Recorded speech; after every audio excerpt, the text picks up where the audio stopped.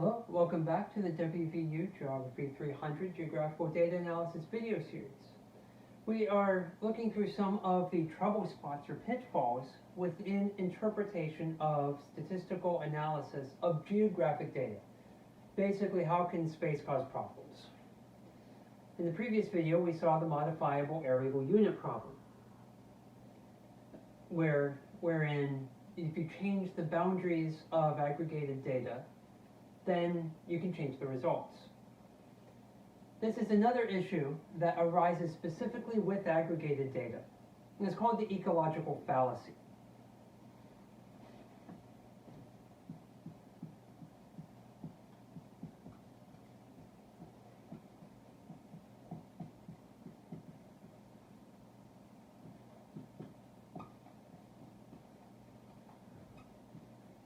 The basic idea is that if you go and you look and you find a relationship where something is true at a particular scale, that does not mean it is true at any other scale.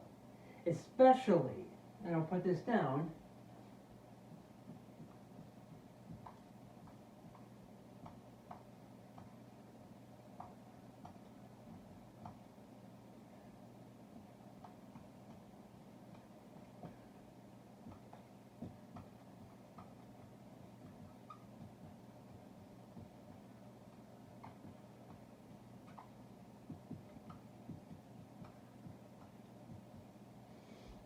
just because something is true for aggregated data, and we often work within aggregated data in geography, that does not guarantee it is true for the individuals who make up that aggregation.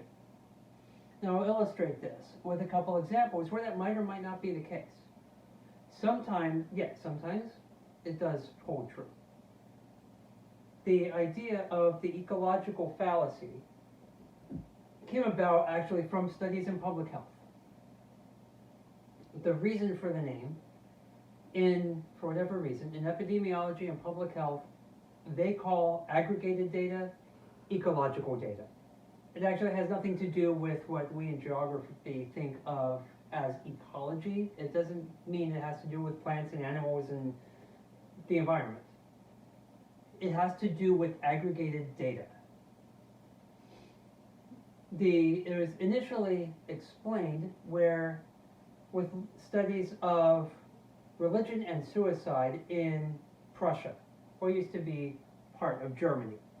Tells you how old the study was. And they found that in areas dominated by one religion, whether Catholic or Protestant, that the suicide rate was higher in, I think it was in the Protestant areas instead of the Catholic areas.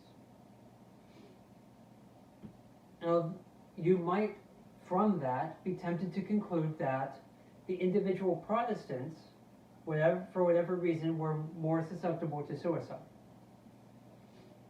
But because no province in Prussia was uniformly Catholic or uniformly Protestant, there were Catholics in Protestant areas and vice versa, it may well have been the members of the minority denomination who were feeling persecuted, and that persecution being more severe the smaller their minority was, and thereby more susceptible to suicide as the individual Catholics within the larger Protestant areas, or vice versa. So there's no guarantee that it was true for the aggregated area. Doesn't mean it was true for the individuals. We can also apply this to mask mandates in COVID again. We might say, okay, a mask mandate really doesn't have much effect on the overall COVID rate.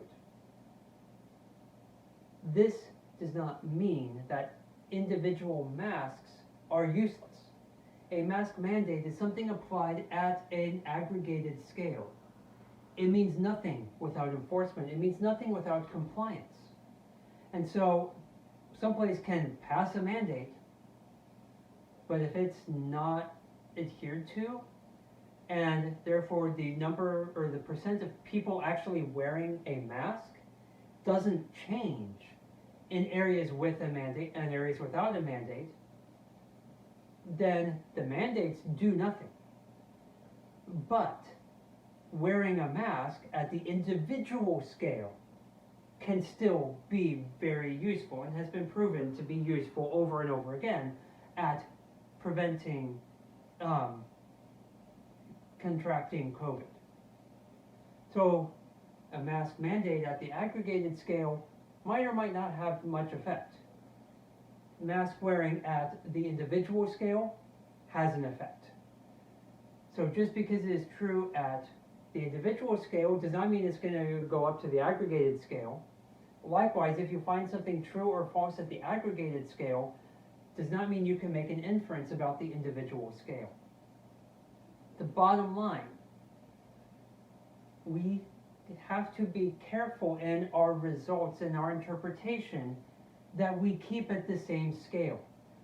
That if I tell you a study takes place with counties, I cannot say anything about the people living in those counties individually. I can only talk about the counties as an aggregated unit and make decisions and make policies upon that scale.